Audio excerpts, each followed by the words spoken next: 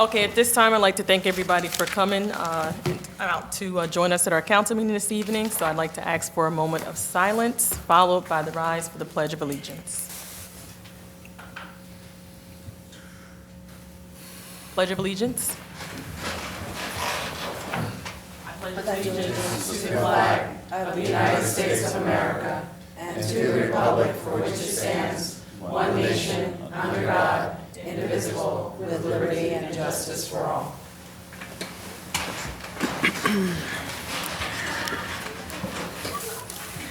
Okay, we have 4 items on the consent agenda.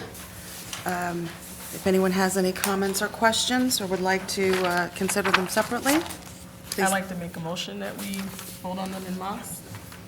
Second?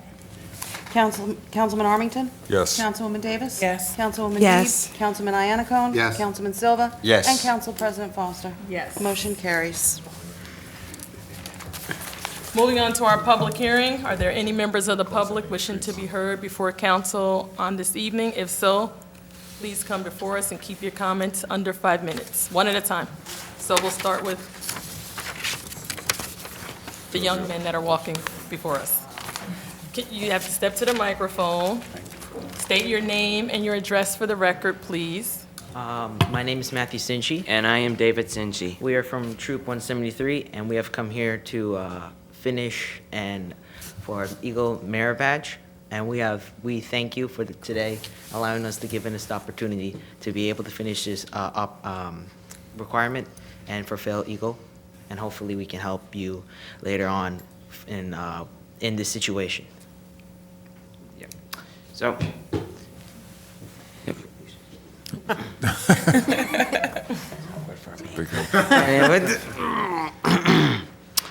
Yes, thanks for having us over. We thought we would like to take notes. Hopefully we would understand what this court has to offer, and hopefully this would complete one of our communication merit badges in order to get Eagle Scout. Still at Star, almost reaching the Life Scout, and then it's up to you, Scout, for the both of us. So, yeah, thanks for having us over. Hope everyone's having a good evening here. Thank you. You just made it that much better. Yes. Thank you. Thank you, thank you for Thank coming. you.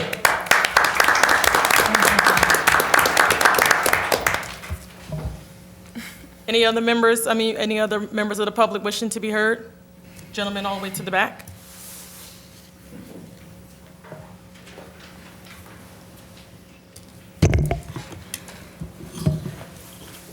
Good evening. My name is John Williams. I'm a resident of Morristown at 1 Washington Avenue.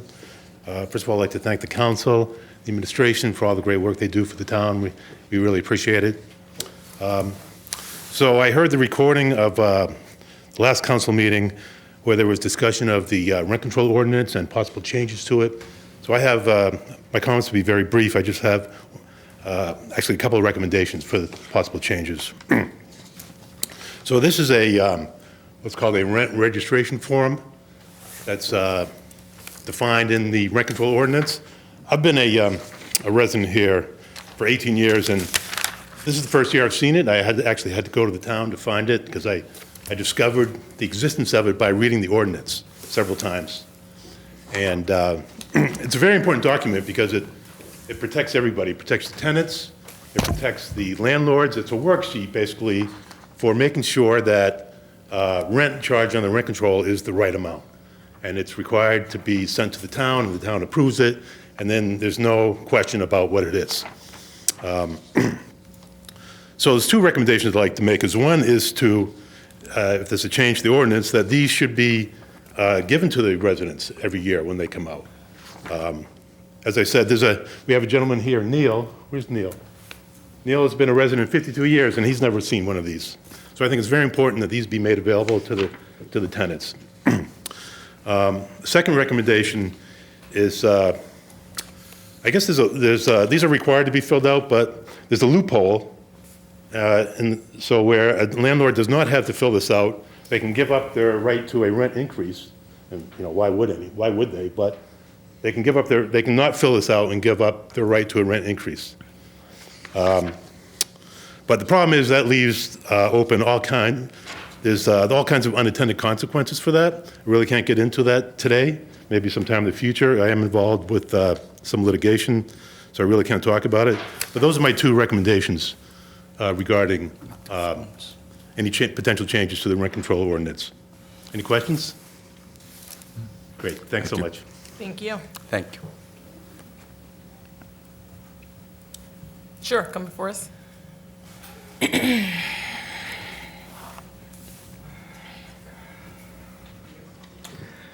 Good evening. My name is Dario Rodas. I live in Jacob Ford Village. Danny? Dario. Dario Rodas. Dario? Yes. Okay. Okay. The situation is right here is we have the eviction notice for July 1st. I think the problem that we have right here is I have two kids, and the kids finish the school year a week before. So it's pretty much only 1 week. So what I'm asking here is at least if we can have extension, at least 2 months. I don't say that I'm gonna stay those 2 months, but if I find something before I move, I don't wanna stay there. I mean, I don't wanna live in that place no more. But, I mean, July 1st is too tight. I mean, after 19 years, I think I deserve at least 2 months of extension. Thank you very much. Thank you.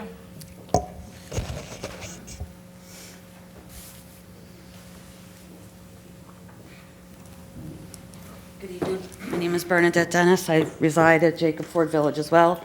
Ironically, I am Dario's upstairs neighbor for 10 years. They've been stellar neighbors, by the way. Moved in 19 years ago, raised their family there, and are now being pushed out because they have too many people for a 2-bedroom apartment. That's just the start of it. The good news is Mill Creek got rid of the manager that was on site who did nothing for the people, and that's a plus. We're hoping for better from that. A few things. We get notices every week that our water is being shut off Tuesday and Wednesday between 10 and 3 p.m. I have gallons of water in my kitchen. God forbid you should be home during that time and want to flush your toilet. There's a sinkhole in the parking lot behind my building. This was months ago. It will now swallow a small child or someone's tire. It has swallowed the cones that were put there to protect it. And then while we had the 18-degree weather snap, they told us it was a glitch. These are the thermostats they put in all of our apartments that don't work. You'll see the dates and times, 59, 60 degrees. I believe the town ordinance is at least 68. There's branches and litter still all over from the storm, laying across the parking lots, across the walkways. It's a hazard. I personally requested an appliance. After 10 years, a dishwasher went bad. Again, I'm upstairs from Dario and his wife. I didn't want to leak on them or worse, cause a fire. While Mabel was there, I was told I couldn't have it because I was an existing resident. We were also told we got a letter that there was going to be an assessment to put in-wall air conditioners. This is all to pad the pockets of Mill Creek for their new residents that they want to get $2,800 for apartments that, quite frankly, you keep turning the water off, the pipes are going to burst because they're musical. In closing, I'd just like to say it's a family, it's a community. We all live there, we're all working class people. This isn't a Modera, this isn't the place to make their money. You can't put a high rise, it's a historic district, and it's a family district. They made a bad purchase. Thank you. Thank you.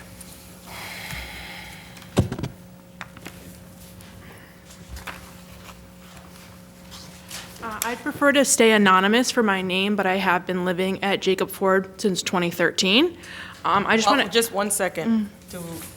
Does she have to put the name on the record, or? So my name's Lex Minetti. Say that again? Lex Minetti. I'm just going to speak on behalf of the water. I've been living there for 5 years. We have been dealing with this water issue for the past 6 months. They would just randomly shut off the water, not give any notice, and then after a lot of backlash and complaining, they then said they were going to go to a scheduled water shutoff.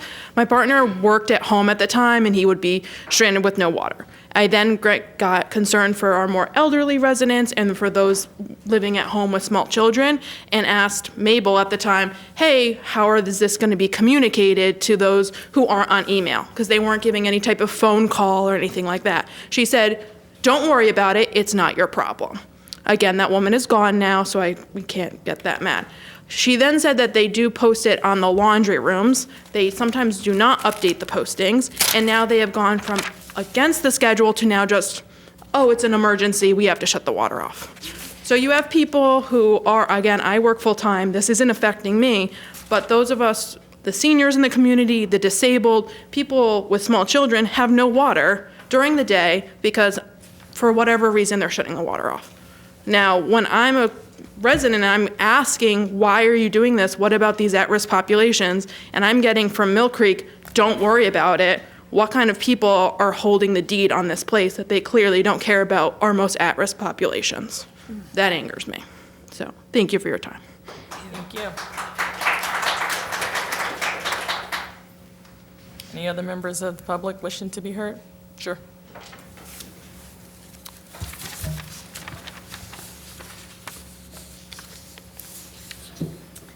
My name is Mona Lisa Ellison. I've been an occupant at Jacob Ford since November 4th of this year.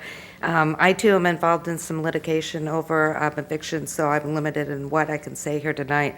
I'm still hopeful that some resemblance of reasonableness will come to, if you'd asked me 6 months ago if what's happening could happen, I'd have said you're crazy. But it is, and I'm still hoping that this will resolve itself. In a way, I have to believe it will. However, there's another issue that I do feel comfortable talking to you about, and that is, as was mentioned, tree branches, and we're talking huge branches, falling on a regular basis out of the trees, which are absolutely gorgeous on the property, don't get me wrong, they're really beautiful, but they're old. And these limbs are coming down now. I've been there through 3 storms. My car was pretty well crunched. In fact, just came back from the shop today in the January storm.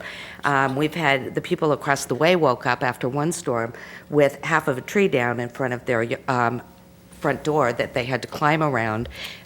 They did chainsaw it away, but they left all the debris, and this happens on a regular basis. One guy in the storm between that, across the way, had the entire front quarter panel of his car crushed. I almost got hit by one on my way to do my daily walk for my rehab on the trail there just within the last couple of weeks. It came down and almost hit a woman. Now, finally, as has also been mentioned here tonight, the previous property manager has been let go, and they have an interim person who we're hoping is more reasonable, but frankly, he works for the same company. So we'll see what happens, but at least they did finally, when we reported the fact that I was almost personally hit, they did get a tree company service to come in and finally chop up most of the debris, not all of it, but it's been sitting there totally neglected. Mine happened in January, and that tree limb was only taken out several days ago. People are tripping over these, and again, I just think that there ought to be some accountability. I understand about acts of God, but these trees are in sore need of repair, and it's only a matter of time before someone is seriously injured. So that's my statement. Thank you for your time. Thank you.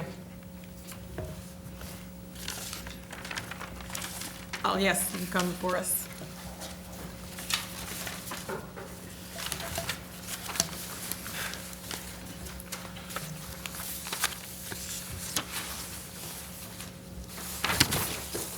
My name is Barbara Murphy, and I've lived at Jacob Ford for 32 years. And I'm concerned about the air conditionings they want to put in and charge everybody $35 a month for 10 years. But people have air conditions that they have in their windows. If they move, they can take the air condition with them, and that's theirs. But I don't understand why we have to pay because they want to put air conditionings in. I know they're remodeling, but it still should be up to the person that lived there. I mean, I've been there 33 years. They haven't done much to my apartment. I had to pay for the paintings and everything that I did in the house. but I'm just concerned about what are they going to do about these air conditionings with everybody, and so is a lot of other people there that live there. So that's all I'm concerned about. Thank you. Thank you.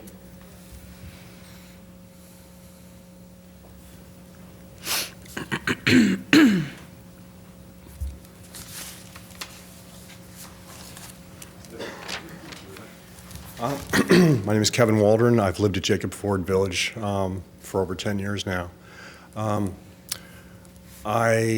don't really have any complaints because I kind of like to be left alone.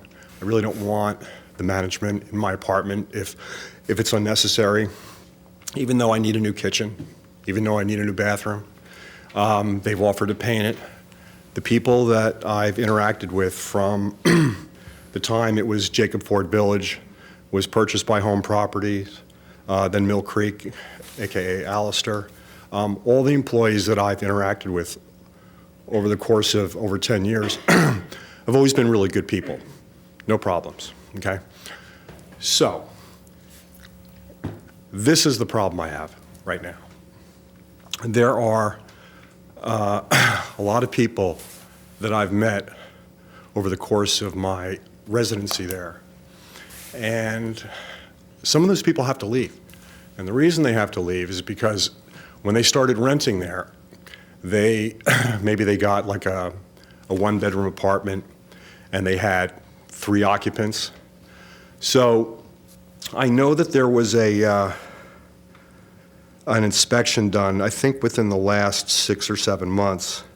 And I'm not really sure what it was for. It could have been for a refinance. I really don't know.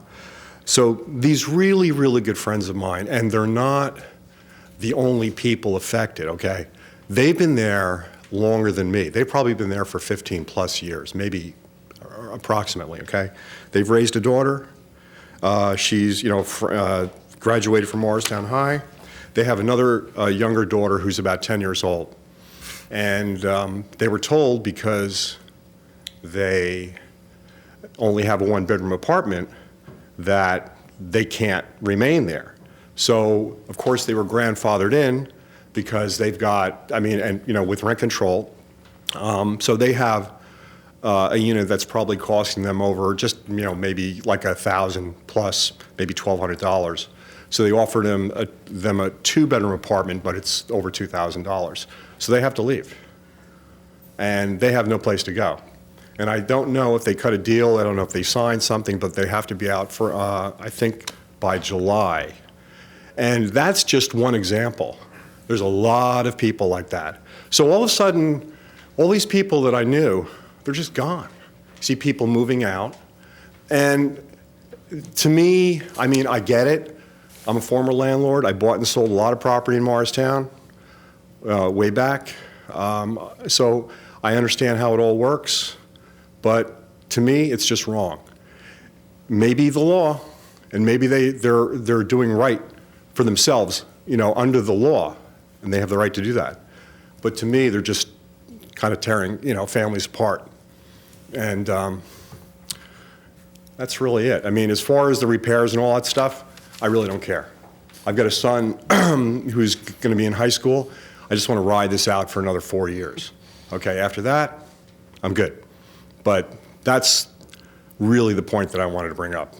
And I feel bad because a lot of those people that I've seen come and, that have lived there that are now gone, they're already missed. And these people, they're going to be gone very shortly, within the next few months. So that's all I have to say. Okay? All right. Thank you. Can I speak again just to follow up to his? He mentioned a one-bedroom. Well, you have to come before us. He mentioned his neighbors. You have to stand at the microphone, you have to put your name and address. on the- Bernadette Dennis, 1 Washington Ave. He just mentioned his neighbors, who he feels strongly about as a family. A one-bedroom apartment with 2 children. My neighbors are in a 2-bedroom apartment with 2 children, and they're pushing them out. My question is, and I apologize for asking this, are your neighbors a minority? Well, you can't talk to the, That's my guess. The people that I've heard that they're doing this to are all minorities. It's a working class unit. And I must say, our maintenance, Kyle, and the team he leads is phenomenal. And I just wanted to follow up with that because he is responsive. He's about the only one. Thank you.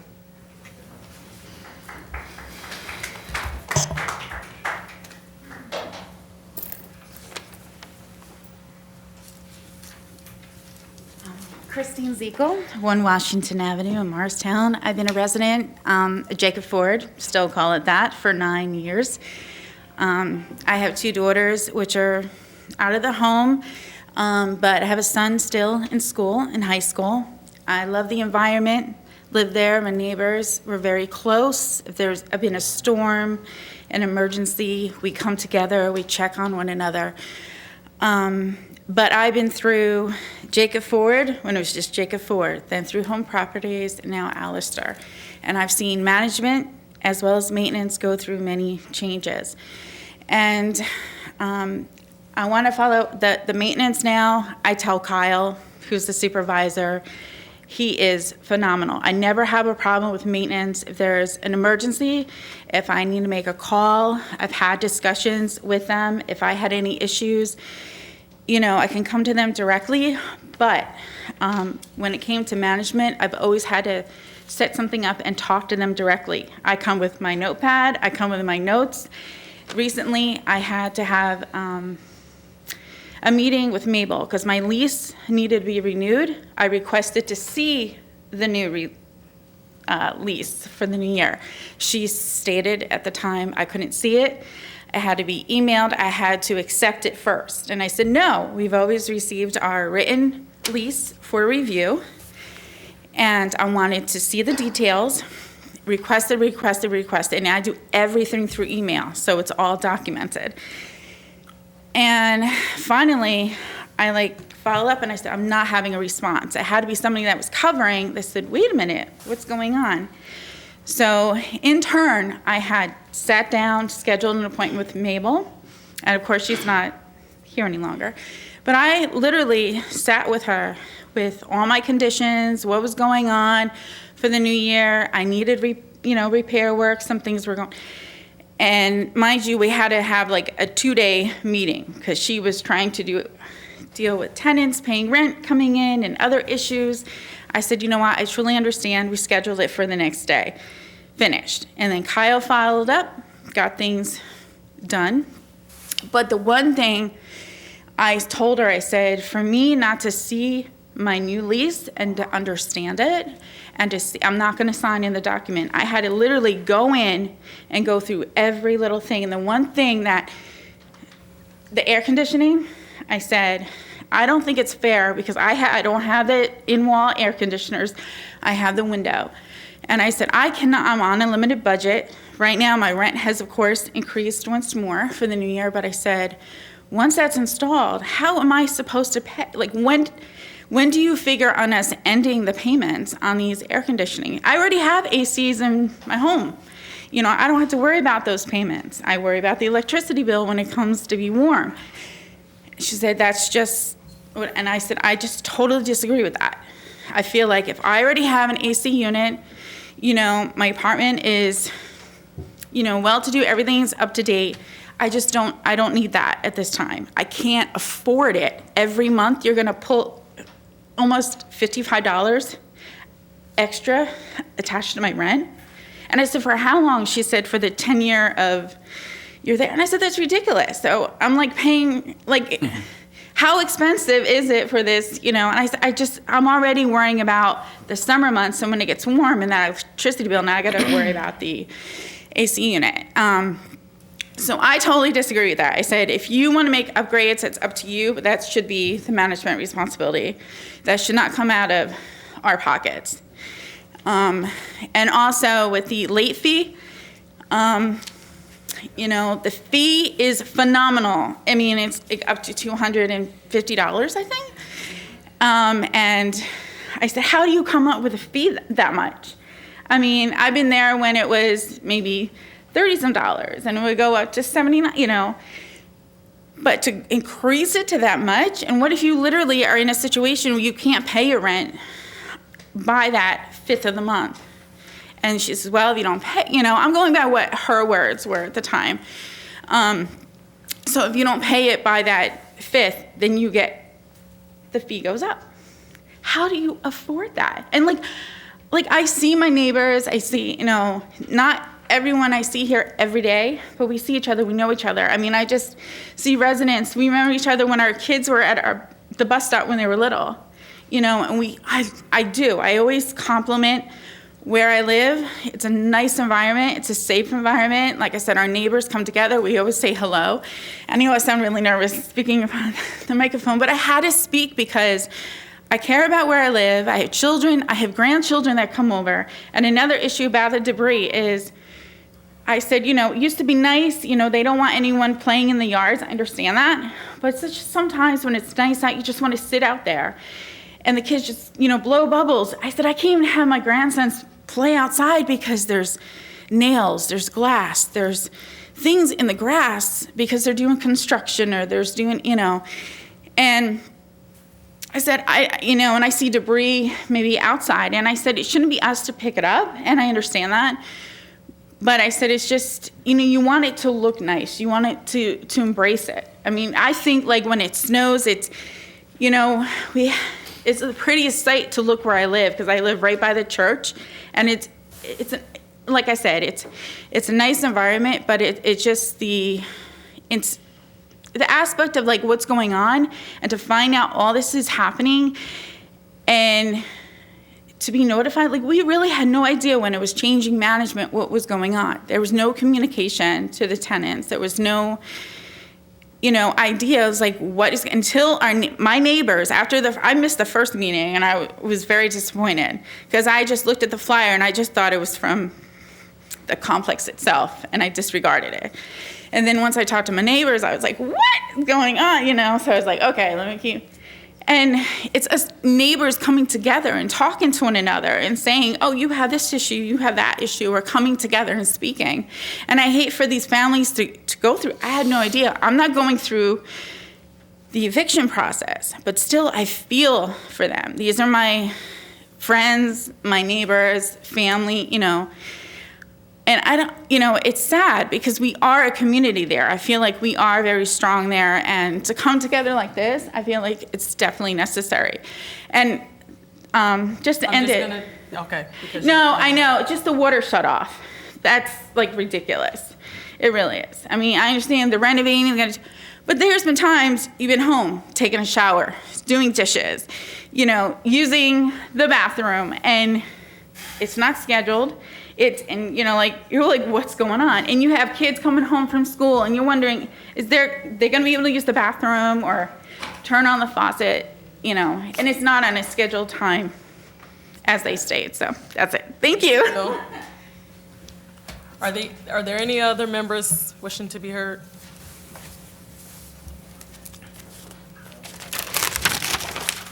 Sandra Dungy, on Washington Avenue.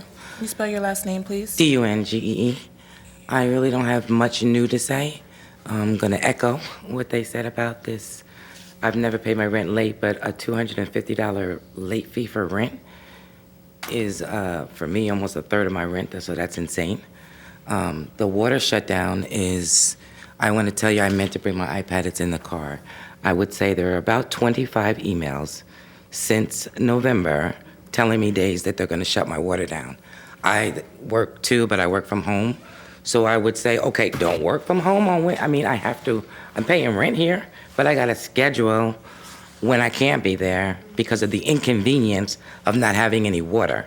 And being sick last week was not a good inconvenience to not have water to flush your toilet.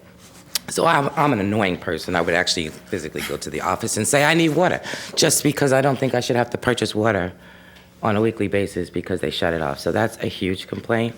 The only other thing is agreements with the air conditioning.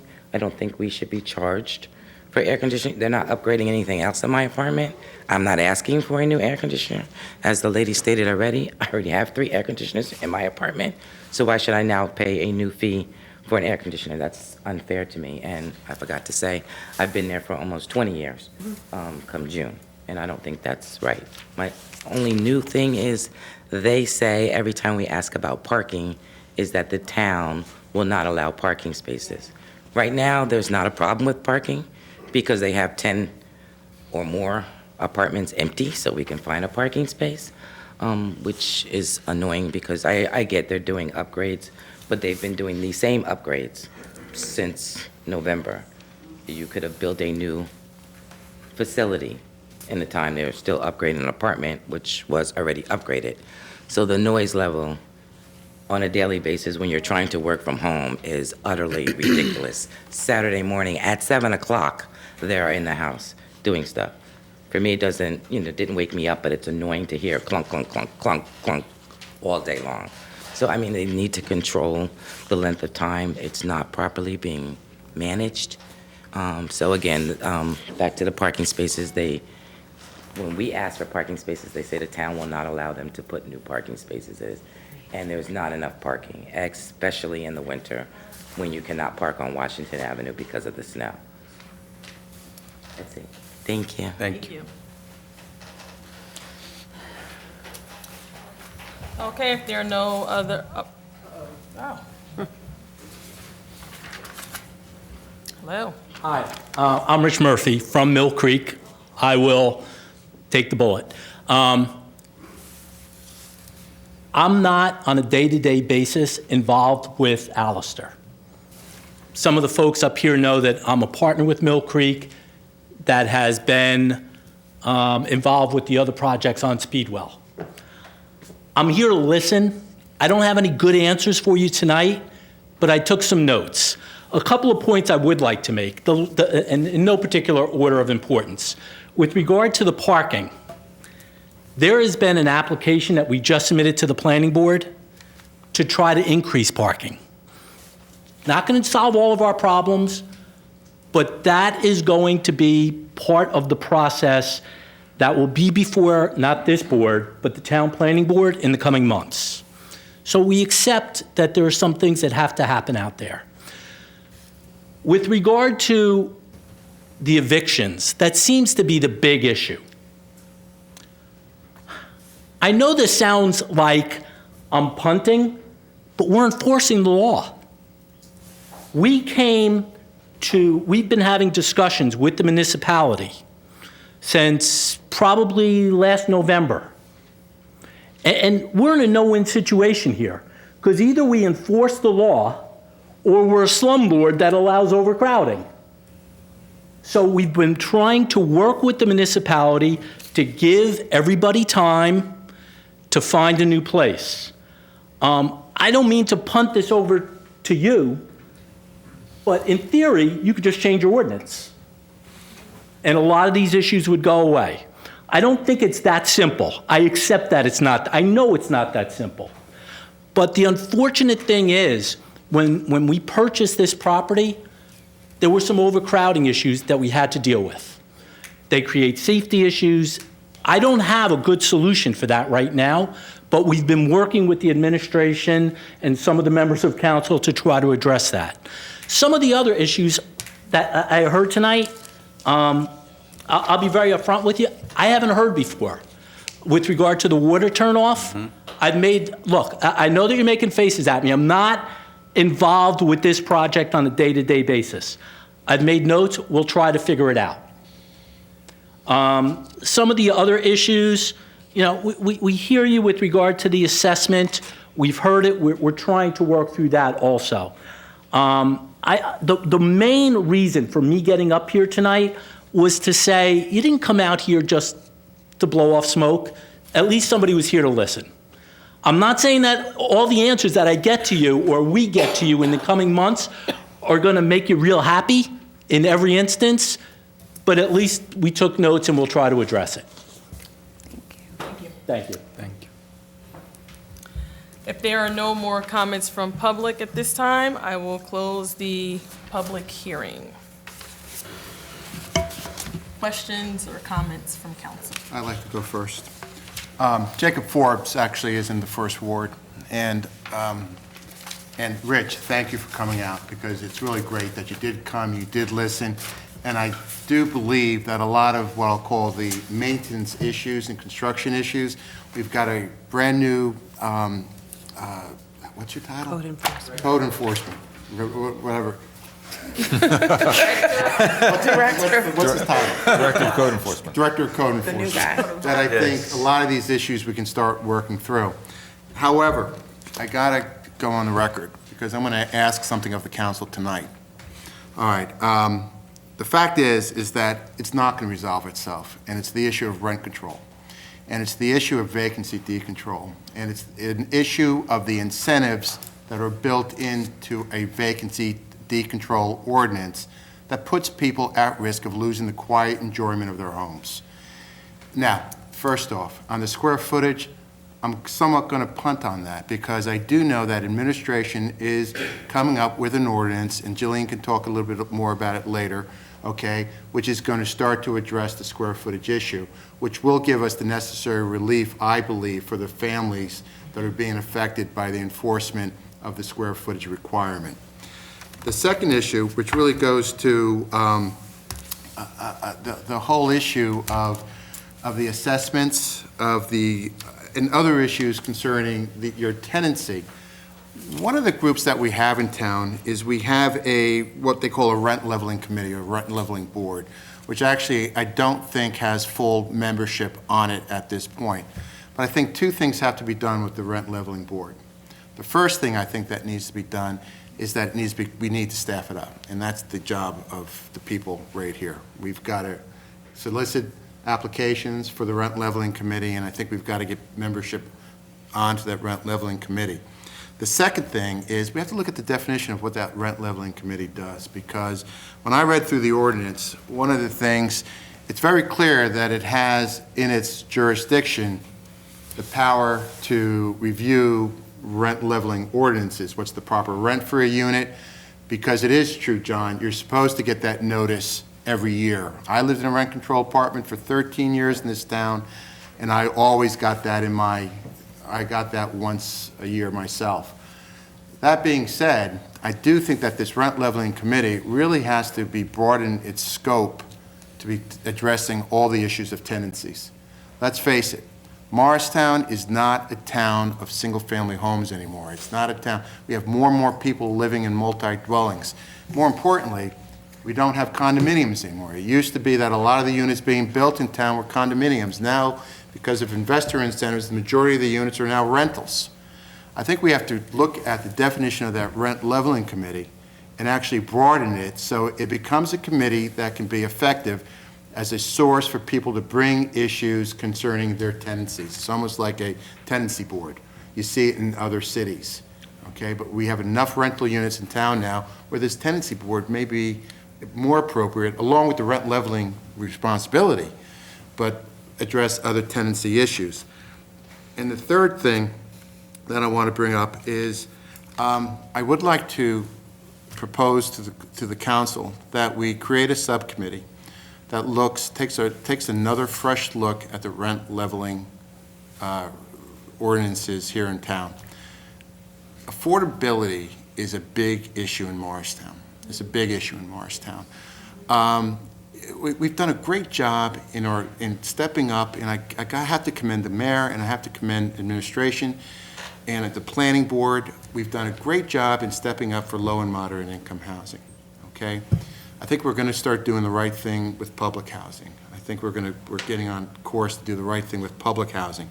However, there's a gap of people in our town, and the people that are in incomes between $40,000. At first I was going to say 80,000, but it may be as high as 100,000, where affordability of renting in this town is not there. Okay, you can't afford $2,500, $2,600 when you're making $50,000 a year. You know, the old rule of thumb is your rent should never be more than 35% of what you're taking home. Okay, that all being said, I think it's time that we appoint a subcommittee that may augment itself with other people from the public, landlords, some tenants, do some investigation, but take a look at our rent leveling ordinance again. And quite frankly, I think what we're doing with market vacancy decontrol, where the rents can go up to market rent, we're removing those units from affordability. We're removing those units from affordability, and we're I think, ignoring a responsibility that we might have to this, what I'll call this lost group in housing. the people that make between $40 and $80, $100,000 a year. So again, three things. One, Jillian will address the issue on the square footage and some of the assessments. Two, looking at getting our committee fully represented and looking at the definition of the scope of responsibility of that committee. And three, I'd like to propose tonight that we organize a subcommittee that is going to look at the rent control ordinances in their entirety.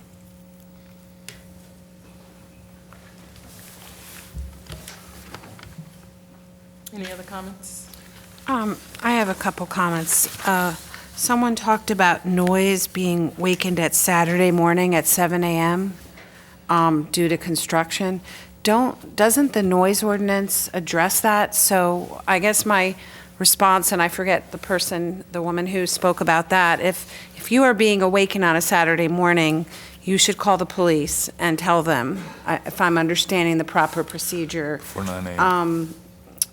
Because it's not allowed. And we worked really hard to get an ordinance in place. So I think it's before 9 a.m. So if you are being awakened on a Saturday morning, that is against the law. So they can come and issue a citation. I have a couple of more logistic or detailed questions I guess I can ask you offline about the details of this. I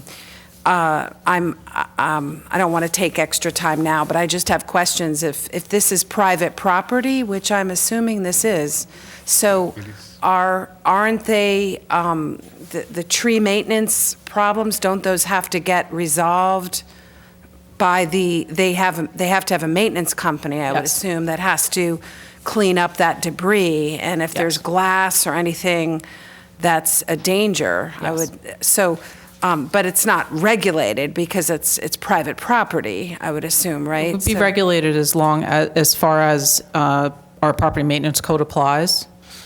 So that would apply. But as far as just general sort of maintenance and cleanliness, it's certainly the responsibility of the management company and the property owner. Okay. So I think just not to take I echo what the councilman was asking about. Some of those questions I think are valid questions. Again, we've talked about this before. My understanding with the whole vacancy decontrol, having been here on there before you, Bob, was that the money was supposed to go into improvements. So if that's not being done or it's not being addressed, my understanding of the whole impetus for that law was that the apartments were not being well maintained at all. I could be wrong, but it's going back 10 years. But so the idea and the impetus was to maintain, but this is exactly right. It could be addressed in committee. My other question was for the two young Boy Scouts or Eagle Scouts that were here. Are they doing a project now? Because I was confused by their presentation. Are they working on something right now, or are they asking Their us? obligation was to speak publicly. Oh, okay, I missed that. So as part of their. They're getting their communication merit badge. Oh, okay. Well, it spawned an idea for me, as you know, an idea person. I mean, we could come together and come up with some ideas for an Eagle Scout project for them to do if they're interested. I mean, there's lots of ideas that we need and help in town, environmental cleanups, environmental, work in some of our parks. The Eagle Scouts have been in the past very involved in some of these projects. So if you're looking for projects, please contact us. So thank you for your service. Okay. Any other comments from? I have 3 questions/comments. Number 1, will the administration investigate about the water shutoff? Because Yes. that's a very Yes, big issue. I took notes as everyone was speaking, as did our code enforcement director, and we'll be addressing those things that we can. Okay. The second one is, maybe our attorney can answer that. Can they impose the AC on the tenants that will stay there?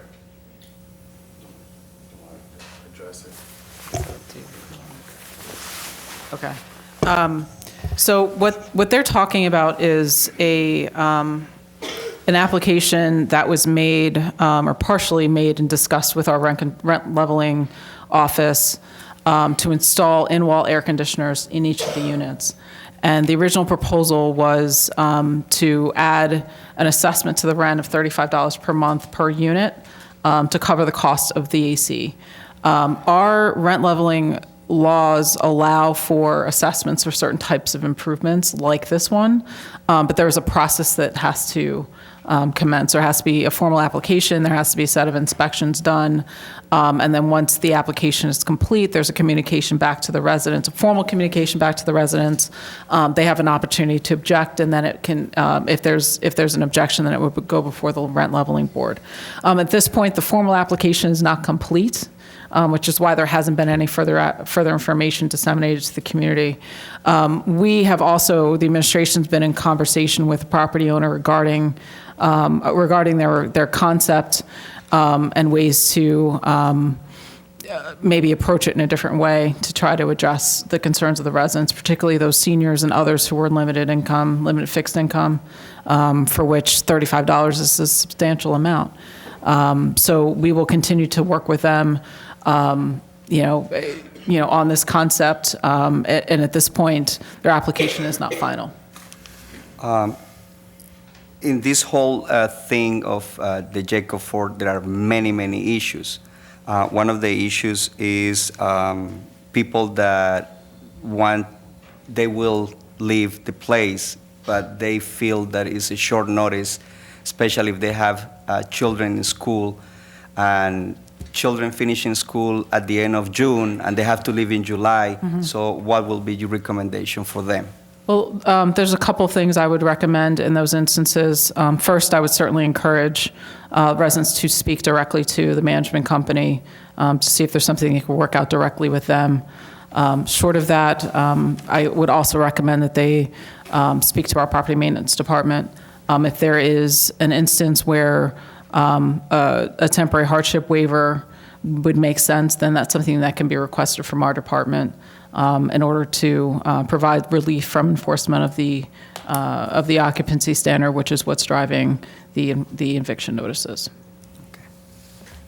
Follow up on that, Jillian, can we, because I know you're working on the ordinance with reference to the square footage. I am. Thank you very much for doing that. Can we actually do the hardship waiver to put a stay to it till that ordinance is done? It would have to be applied individually. I can't just give there's no. So the individual people can make. There would have to be a applications? request. Okay, because the problem is this, is several of the folks have gone to legal aid, Mhm. and they've met with David Saltzman over there, who's basically advising them that the eviction process, which parallels really the timeline for when they're expecting these people to be out. So Right. they're hitting all the paperwork, they're hitting all the right steps Right. for an eviction. Mhm. And those eviction notices basically will be effective about the same time period they're telling people they can have the extension to, which is the end of June. That all being said, they can apply individually, and will that put a stay to that whole process then? I will say each circumstance is individual, but I would suggest if anyone is in that circumstance to contact our code enforcement department to discuss their circumstance, and if a waiver is potentially appropriate, then we would recommend that to each individual. And then I just have a question on the picture that one of the residents showed us for the sinkhole. Now, he didn't address it, but is that something that, we as administration would have? Our code enforcement director has the pictures, and he will take it to our property maintenance division in the morning. All right, thank you. Welcome.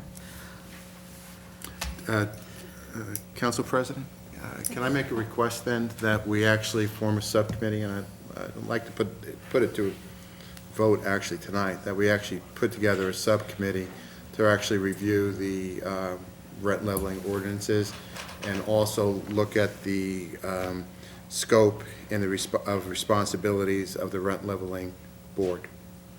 I mean, if there are any council members that are willing to serve, you said council members, landlords, I mean, do you What I'd like to at the start level off of with is start off with maybe council? 3 of our council people, one of which is me, and then, I volunteer. yeah, I do too. and maybe we can start looking at the ordinances, and then come back to council with actually a recommendation as to who else we think should augment the group. Okay, so do we, I mean, I don't think we need any You got your formal- 3. You have your 3. Formal action, you can just So- create a subcommittee. Okay.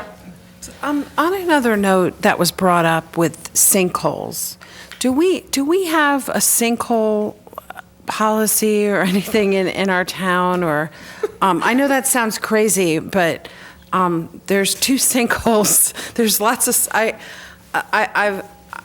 I'd like to have a conversation with you, maybe offline, about sinkholes I've noticed, and just wondering about safety. I mean, you see horrible pictures of sinkholes forming and houses getting engulfed, and you just wonder, what kind of protections there are.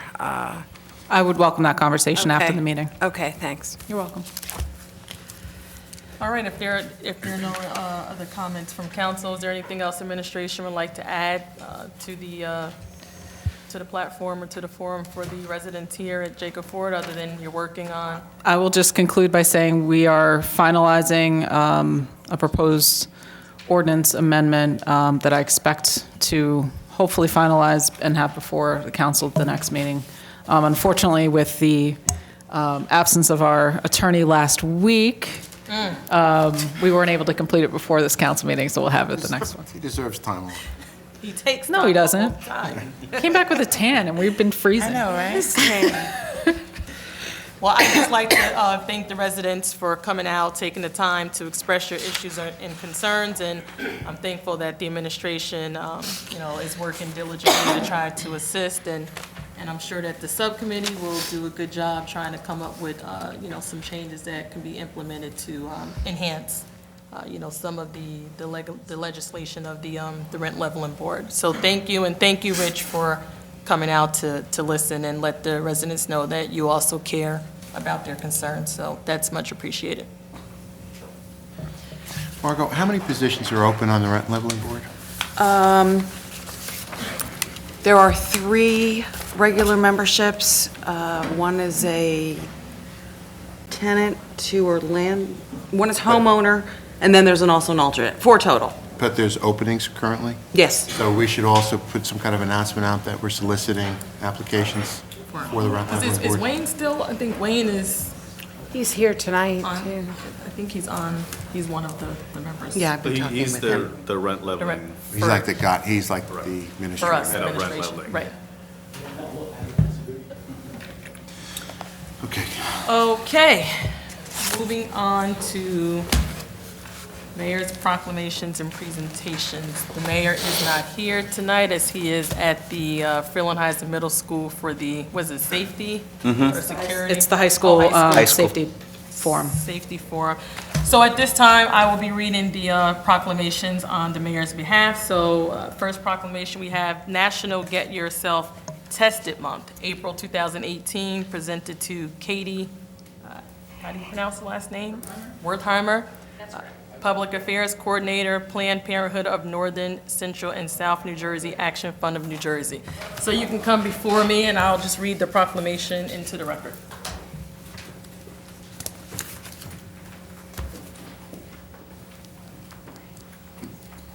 Hello, how are you? Good, how are you? I'm good, thank you. Thanks so much. All right, and the proclamation reads, whereas April is National Get Yourself Tested Month, which raises awareness about sexually transmitted diseases, STDs, and whereas the rate of bacterial sexually transmitted diseases has risen 35% in New Jersey, and 1 in 2 sexually active people in the United States will contract an STD in their lifetime. And whereas sexually transmitted diseases left untreated can leave long-term health implications, including certain types of cancer as well as infertility. Addressing them early through access to high-quality reproduction health care and comprehensive sexual education can have a significant impact. And whereas STDs are a significant public health concern, disproportionately impacting young people, LGBT communities, and communities of color. And whereas all STDs are treatable, even HIV, and many are curable, early treatment can prevent serious lifelong health problems. And whereas Governor Phil Murphy recently restored state funding for family planning services, including testing and treatment for STDs. And whereas Planned Parenthood health centers offer STD testing and treatment as part of the full range of reproductive health care as well as comprehensive sexual education. Now therefore, Timothy P. Doherty, as mayor of Morristown, does hereby proclaim the month of April 2018 as Get Yourself Tested Month in the town of Morristown, and encourages residents to take control of their reproductive health by getting tested for STDs at a local Planned Parenthood health center. Thank you so much. So congratulations on all the work that you're doing.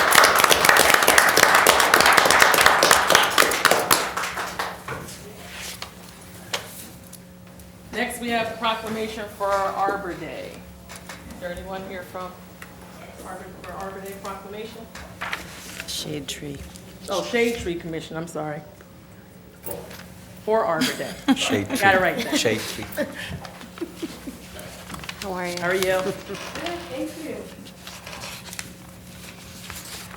Okay, and the proclamation reads, whereas in 1872, J. Sterling Morton proposed to the Nebraska Board of Agriculture that a special day be set aside for the planting of trees, and whereas the holiday called Arbor Day was first observed with the planting of more than 1 million trees in Nebraska.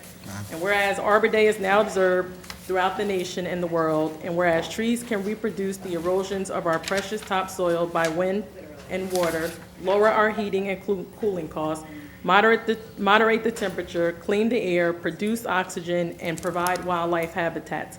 And whereas trees are a renewable resource giving us paper, wood for our homes, fuel for our fires, and countless other wood products.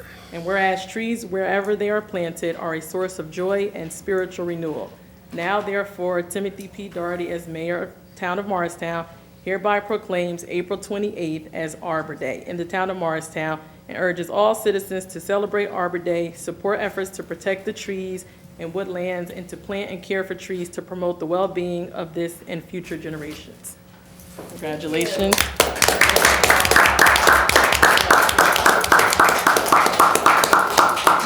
I just want to say thank you from the Shade Tree Commission, and I also would just like to ask the council members to reach out to your wards. We are 3 people short for our commission. We do a lot of work, important work, and for us to be a strong commission and make the positive impact that we would like to make, we need more help. We do not have representation in wards 2 or 3 on our commission. And, the 4 of us, we walk the town by ourselves. So we could use those extra 3 people. Thank you, we appreciate it. Is that a mayoral appointment or a council appointment? Well, the mayor definitely does the appointment, but if you have somebody who's interested, send them to me. I'll talk with them, and then I'll talk with the mayor. And you're short 3? 3. And what are the terms and when do you meet? We meet once a month, every second Tuesday of the month. The terms vary depending on which seat is open, but it's 1 to 5 years. Okay. And Town website as well. yes, Okay. thank you, Vij. Yep. Thank you for your service. Thank you, everybody. Thank you. Thank you. Okay, moving on to report of mayor and town officials. So Jillian, on behalf of the mayor, would you like to give us the report? Sure. I just have a brief event listing. So the past couple of weeks, first we had Saturday, March 31st, which was the annual Easter egg hunt. Due to the weather, it was moved to the high school. We did have record numbers that participated this year. It was over 500. Our recreation department was pleased to have that problem. It was a great day had by all. Tuesday, April 3rd was the financial literacy workshop at the library. I understand some of our council members were in attendance as well. Thursday, April 5th was the Headley Road auction here at Town Hall. Saturday, April 7th, Recreation's annual fishing contest was originally scheduled. It was canceled due to weather, but I do believe we're planning to reschedule it later in the spring. And then Tuesday, April 10th at 7 o'clock, which is today, is the Morse District School Security Community Forum, which is where the mayor is now, which is why he could not join us this evening. Upcoming on Wednesday, April 18th, next week, at 10 a.m. is Coffee with the Mayor with the seniors at the Morristown Senior Center. And then at 5:30 is the grand opening and ribbon cutting of the State Farm office at 22 Pine Street. And then on Saturday, April 21st, from 9 a.m. to 1 p.m. is the Clean Communities Spring Cleanup Day. Registration is here at Town Hall in the parking lot in the back. 11 a.m. is the Bethel AME Prayer Walk at the Presbyterian Church on the Green. 11:30 a.m. is the Morristown Area American Little League Opening Day at Ginty Field. And 6:30, the Knights of Columbus 5th Annual Appreciation Dinner honoring the Morristown Police Bureau. And for tickets, see the Knights of Columbus Council 359. That's all I have.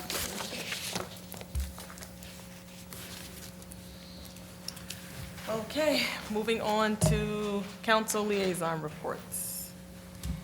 Parking Authority has not met since the last meeting. The Housing Authority had a special meeting this past Thursday.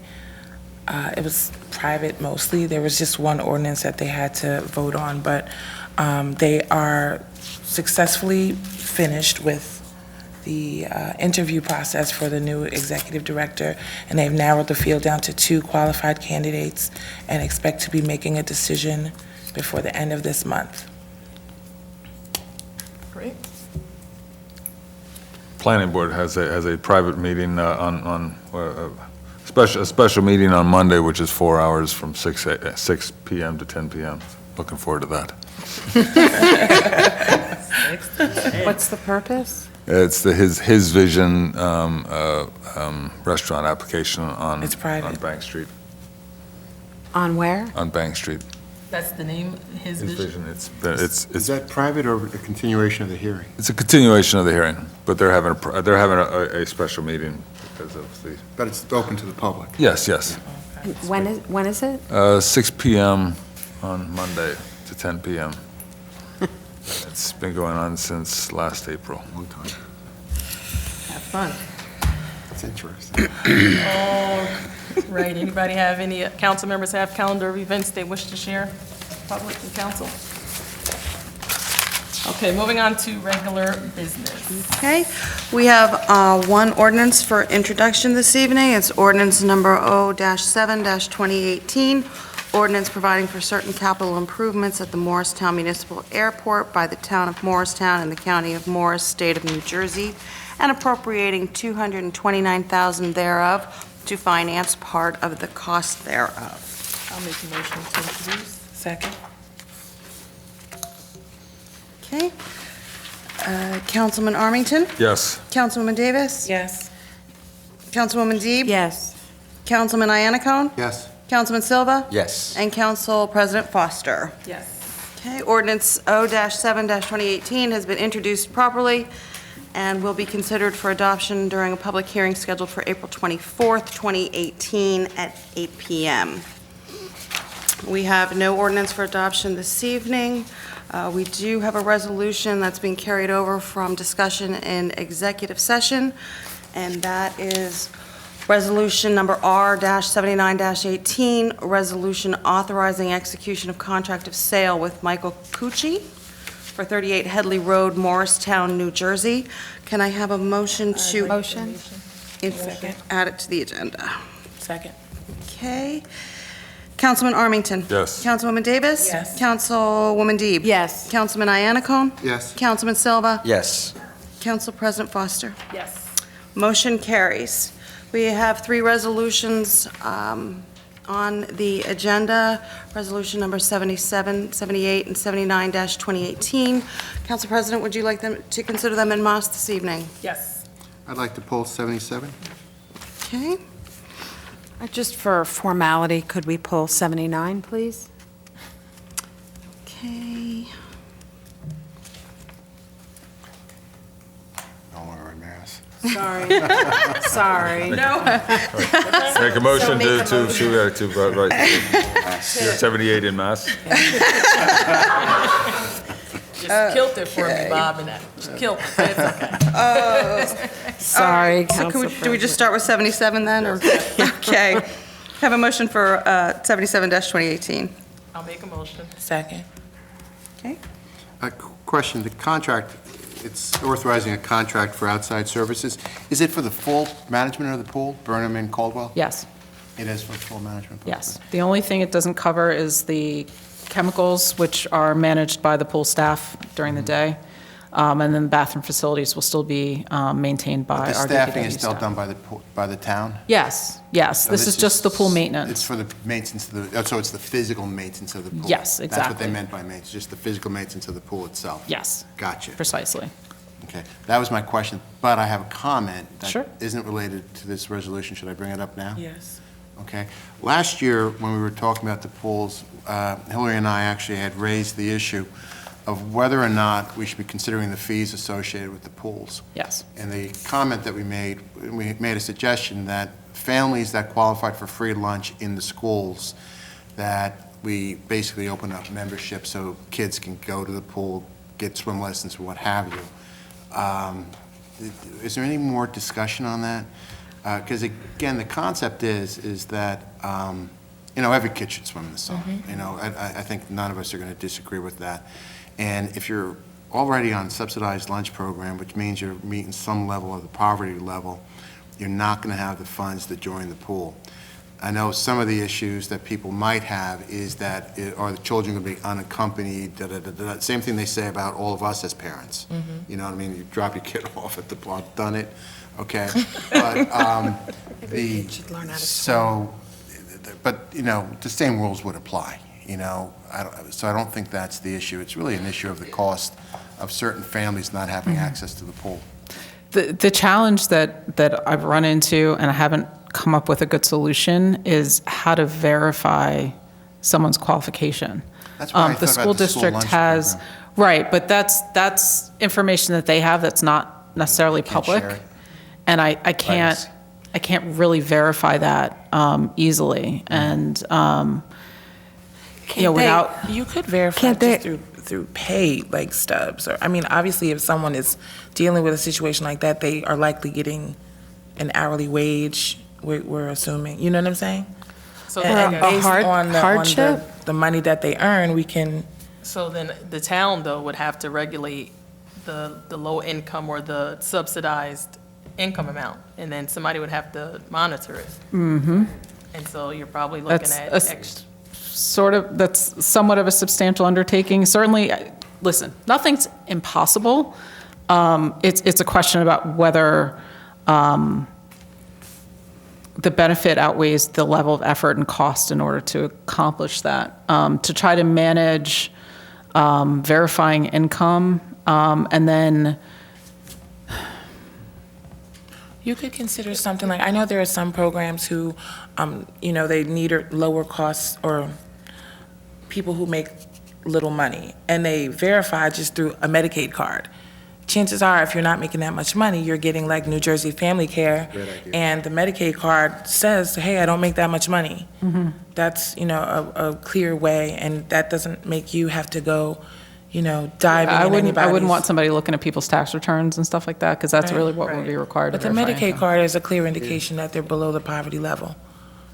That's actually a great Because idea. otherwise, your job would require that you purchase their health insurance, if you don't, Yeah. So would we have to, in order to accommodate it, would we have to come up with, like, I guess an extension to the ordinance for the membership? There would have to be an applicant? amendment to the fee ordinance in order to create another, a discount rate or something like that, Yeah. and you would have to create A subsidized rate. some kind of, you'd have to create a fee structure in order to do that, as well as a set of criteria. That seems relatively reasonable. I think maybe we can further discussion and try to craft something that makes sense, that's not administratively burdensome. Right. Put our legal to work. He's been vacationing. He's been I'm on sure he's up vacation. for. He's nice and relaxed. Of course I'm going to He's put him hanging. on. He's golden, so he needs something else to do now. Absolutely. Absolutely. Well, I would definitely be would in support support it. of something And- like and that. this is something- If it's not going to be, Burdensome, burdensome, but if we. I think just verifying something like that, I think sounds reasonable without Really having dug diving so into it. deeply, right.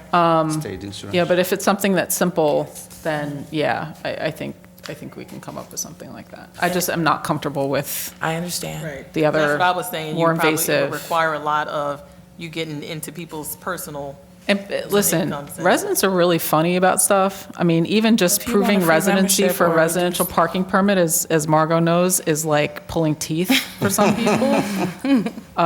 So, and that's just proving where you live. This is a little bit different, but I think we can work together. Just a point on that, with the lesson of 2 years ago when the administration opened up the pool for basically for free and it turned into a nightmare, I would just suggest that if there's commensurate for lower income people, there is some base cost to attend the pool. Absolutely. So there's a feeling of Like ownership. subsidized, right. Council President, and also maybe just research some best practices in terms of what other municipalities are doing. I've 'cause I'm seen, sure and we're they're- not inventing the wheel, Right. in this regard. So I would just instruct that to take place, because again, I wouldn't want to reinvent the wheel, but I think every child should learn how to swim. It's also a safety thing. I mean, there's so many drownings, so. There are. She's laughing at me, but in the ocean every year? We're just talking about Burnham Park, though. I know, I'm just saying. I know it's Burnham Pool, but still. And would this take a long time to put together? Do you think it could be done before our pools open? Well, the pool's open when it's The pool's June. open Memorial Day weekend. I mean, so unless it we would snows have in to, June, we'd I have don't to know. get cracking on it, right? So you've got time, right? Let me get the budget finished, and Okay. then we can. Yeah, a I'm sorry. nonprofit could focus on teaching Next time, kids take how her to to the swim. Maldives. Actually, I told him Not to to have a take me. fear of water. That's a good nonprofit cause, is not to have a fear of water, getting a nonprofit to focus on that. Because there's amazing amount of fear of water. Kids to Kids does that for people with handicaps. That's all Yes. from council? Any other questions on the resolution? Right, you guys haven't voted yet on the resolution. Councilman Armington? Yes. Councilwoman Davis? Yes. Councilwoman Deeb? Councilman Iannacone? Yes. Councilman Silva? Yes. Council President Foster? Motion carries. Resolution 78-2018, a resolution certifying compliance with federal civil rights requirements. I'll make a motion. Second.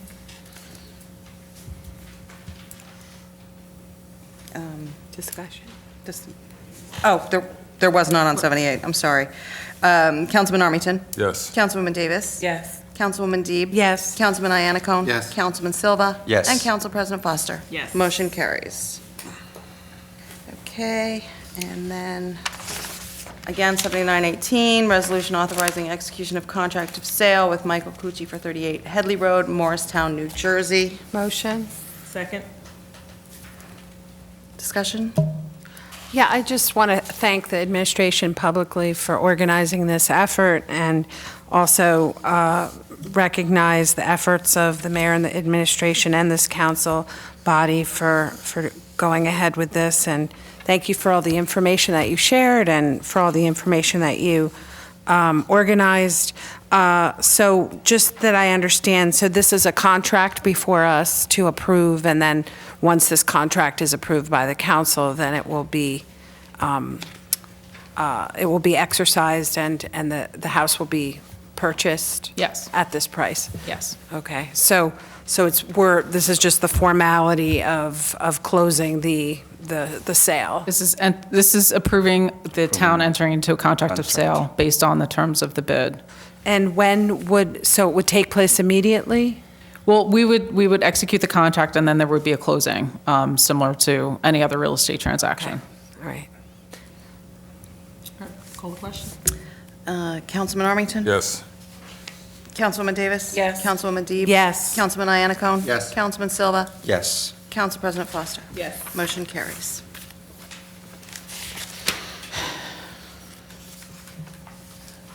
There's no unfinished or old business, new business, public referendum for open space funding?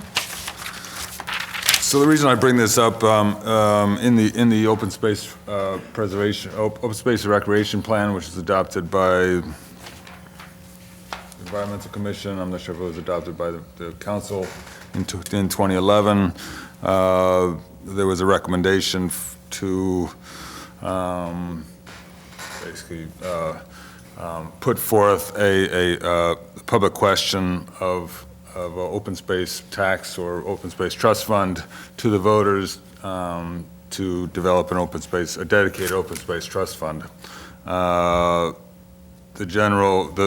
resolution calls for allocation of 1 cent per $100 of assessed value, which would generally generate about $225,000 per year.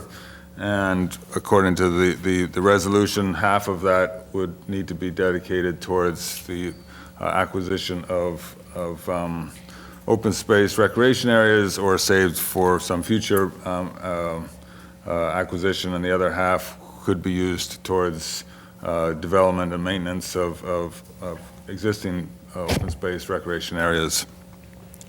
From my part, there's two real benefits to this. Currently, and correct me if I'm wrong, when the town wants to acquire open space tracts of land, they can obtain about 25 cents on the dollar from the state. But if the municipality has a dedicated open space trust fund, they can generate through grants 50 cents on the dollar, so essentially it's a 25% savings. On the other side of it, on the maintenance side, the town has been extremely successful over the last 5 years in obtaining grants from the county and state for open space. This administration has established, the creation of parks and public lands as a significant priority. We have, the new plans for Patriots Plaza and headquarters, the 3/4 acre park at Speedwell Avenue on Early Street. We have 150,000 roughly of trails at Foots Pond. We have the Hillcrest Avenue Park, the recent $1.8+ million for Loyola. These are all capital investments, and each one of these will require maintenance, which is an added additional cost. So, having a dedicated fund towards maintaining those facilities would essentially eliminate any political decisions as to whether or not maintenance is going to happen or something else will happen instead. So from my perspective, the only reason we wouldn't support a ballot question would be if the administration is not interested in acquiring open space preservation property with public funds. So, gentlemen, were you able to find out how much the town has spent on open space preservation over the last 5 or so years? The number I have is 1.8 million, which does not include the Loyola tract, which you mentioned already.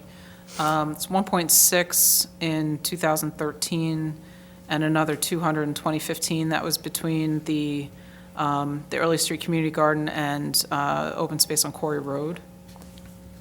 Okay. So basically, if we use the cost breakdown of 225 at 50%, we're looking at $100,000 a year, which is well under what the town, I think, has been spending. So I don't see this as an incremental increase over what's being spent to date. Essentially, it's just a dedicated fund. I know that some of the financial people don't like to pocket these finances, but I think in my opinion, I think the residents would like to know that money from their taxes are being actually used on maintenance, and it's not subject to other considerations. So I would encourage the council to and the council president to put forth this resolution before the council. The alternative essentially is a member of the public or a committee of the public can get 400 signatures. I think it's 10% of the electorate in the previous election, and put it on the ballot. But Stefan, 3 questions. One, you said is it for acquisition and maintenance, or is it for acquisition? it's for acquisition and maintenance. Two different funds or one? What's that? 2 different funds? Yeah. Essentially, there's a dedicated, I believe there's a dedicated fund, so it's the 1 cent on every $100 of assessed value. And according to the resolution, 50% of that money can be spent or has to be spent on acquisition, and the other 50% maintenance has to be spent on either acquisition, maintenance, or development of open space recreation Because areas. my concern on that would be is we budget for maintenance now, and you wouldn't want monies that you're trying to raise for acquisition to be lost or reallocated to maintenance, which we're doing already as part of our Right. budget. So Would that be a risk? Well, I think that that's some of the benefit to the administration, that the 50%, for that, 110,000, whatever, if that's what it was, could be allocated directly to maintenance. And I think, with these 4 or 5 new parks, there is going to be added maintenance requirements. And, where that money comes from is up in the air at this point. So I think, I'm conjecturing that the public is interested in the maintenance of the parks that we have, in addition to future acquisition of potential open And space. second question, but the real benefit is it increases your ability to get matching funds? It basically increases your ability to get matching funds from the state by 25%, from 25% to 50%. What was your third question? You said 3. Well, people think we don't have parks to develop in town, but if you go back to the master plan, one of the things they're recommending is more and more of these pocket parks. I will speak for the First Ward as an example, with the exception of Jacob Ford Park, which is on the other side of 287, we don't really have a public park in probably the most densely populated ward in the city. So pocket parks and making funds available to develop further parks would be great. So ANJAC has it's dated now, in 2001, the Handbook for Public Financing of Open Space in New Jersey. It's on their website. I'm going to give it to the clerk, and she can either pass along the website or scan that. Also, basically, such a fund would be linked to the open space preservation plan, basically, that identifies priority sites. And one of the things that the plan does is that it provides this greenway and pathway map, which identifies a number of properties. I think if the council did put this on the public ballot and the public were to adopt it, I would encourage, it'd be beneficial for the Environmental Commission to update the plan to add other priority projects.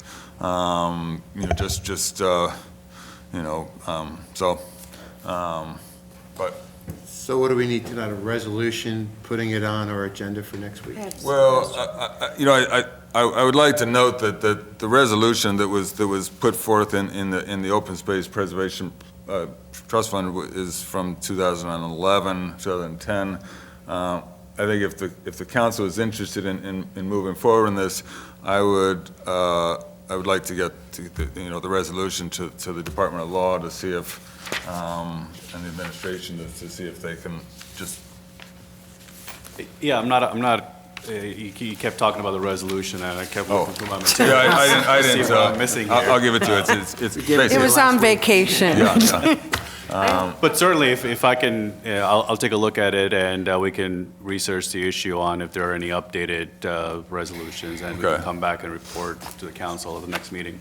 All right. Because I didn't have I didn't see I didn't have it. Yeah, I wasn't, you know. Last week. Yes, I didn't know, I was hoping you weren't looking for any action No, today. because not I looking for haven't any even looked. action. You know, I just wanted to express my opinions, and you know, if, I didn't know how much the town had been spending on open space, and so clearly there's a, you know, presumably if we had a trust fund at, you know, $1 million, that's $250,000, which we could have recouped if we had applied for state grants and et cetera, et cetera.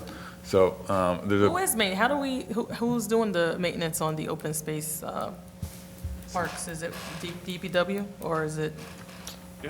yeah. Public parks? It comes out of the. I mean, I know our parks, but like for Kleitman and, you know, the one over by Modera, is that all going to be done through the town or? Yes. It's Yeah, out of the they're all- operating budget, right? Yes. Well, actually, I don't know about that. Check. Madera, right, Madera, there's an operating agreement for the next Also 5 with years. Pioneer Plaza, too. They maintain. Yeah, I don't count Pioneer Plaza, but, yeah, Pioneer Plaza is maintained by the property owner, but the new park that's adjacent to Madera, there's an agreement that they're to maintain it for 5 years, and then ultimately the town will take over maintenance. I expect that will be maintained with a combination of in-house and outside staff, given the special nature of the improvements that are planned there once it is constructed. But Kleitman Woods and the other parks are maintained by DPW staff. 3 questions. One is, so the resolution, first of all, thank you for initiating this. It's a great cause. The NJEC report you cited actually talks about how open space is an investment more so than development because it's more of an investment and requires less maintenance. And to your point, I think, and I believe all of the counties in New Jersey have open space trust funds, and I think 378 municipalities have these as well. So 29 of 39 have open space in Morris County, and it does increase your ability to get grant funding. So, and it is a very small amount, 1 cent, you know, so I think but my 3 questions are, one is this the only tactical way to do it, or can this governing body pass a resolution saying that we are going to create a dedicated trust fund, or do we have to go through referendum? I believe, you know, I believe through in the NJEC report it says that all open space trust funds have to be done through referendum. Is that true? Correct. The council has an option of bypassing the initiative and referendum committee process where you get petitions similar to what was done by residents for the paid sick leave ordinance. Okay. Essentially by just putting a resolution which puts it on the November ballot. So is that because we're creating a trust fund that we have to go out? Tax, so Essentially a yes. tax. Okay, and it's a dedicated tax, so that requires, okay, so that was my first question. So my second question is there a deadline that this has to be done by? Because I know in the past with petitions, would this have to be done by like the next council meeting, or? I have no idea. I haven't looked at it. That's right, but you there just is got back from vacation. Well, there is a referendum process, and there are timelines associated with it. Okay. But this is the first I'm hearing of it, so we can certainly look into what the process will be. So at the next council meeting, after I look at the resolution that the councilman has, we can update the council at the next council meeting as to whether there are any updates. And if the Okay. council wants to move forward, we can also create a memo talking about the timelines and what's associated with it and what actions need to be taken. And you could share the previous resolution, and if we were going to modify or expand or elaborate on it as well, or could we previous get a resolution? copy of the 2011 resolution and Yeah, I'll just give this review? to the. That's not a clerk. Morristown resident. That's Morristown. Yeah. Basically, it was put forth It was drafted in the appendix of the Open Space Preservation Plan as a possible resolution that the council could use if they were so inclined.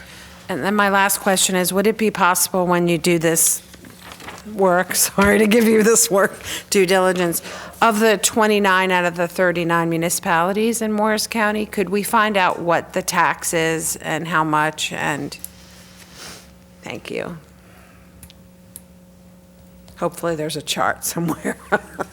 If it's a lot of work, forget it. Okay, thank you. Okay, well, thank you, Councilman Armington, sure. for bringing that before us. And at this time, the correspondence were included in the package. You know, just one point on the correspondence, the snow removal enforcement, since we do have a new director of code enforcement.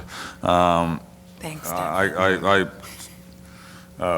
Basically, this was my neighborhood, and at the time in January, more than a dozen people received $100 summonses for snow, and I'm not opposed to that. I think that the only thing we're looking for is consistent enforcement across all inspectors and across all neighborhoods. Because for the previous 20 years, you know, no one got a ticket, and now we get a new person and they get a ticket, and so just a recommendation to the new director. Well, if I can say, it certainly was not your neighborhood alone. We got yes, okay, well. many complaints from others who got $100 tickets as well. The 12 and it was from my consistent at that point. neighborhood, yes. But since the early January storm, we've gone back to allowing for warnings for first-time offenses, if you will. You know, recognizing that there's still a valid safety concern to make sure everyone adequately shovels their walk. And each one of the summonses that was issued, we have documentation. But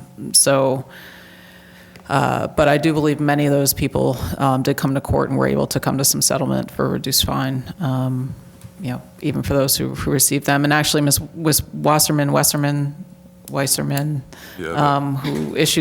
who sent the email to you guys, we've been dealing with her directly as well. And I know Al, our code enforcement director, has spoken to her personally. She's still pissed off about the speed bump, so. Yeah, you know, you can't please everybody. For the record, you have until 24 hours after the last snowflake falls.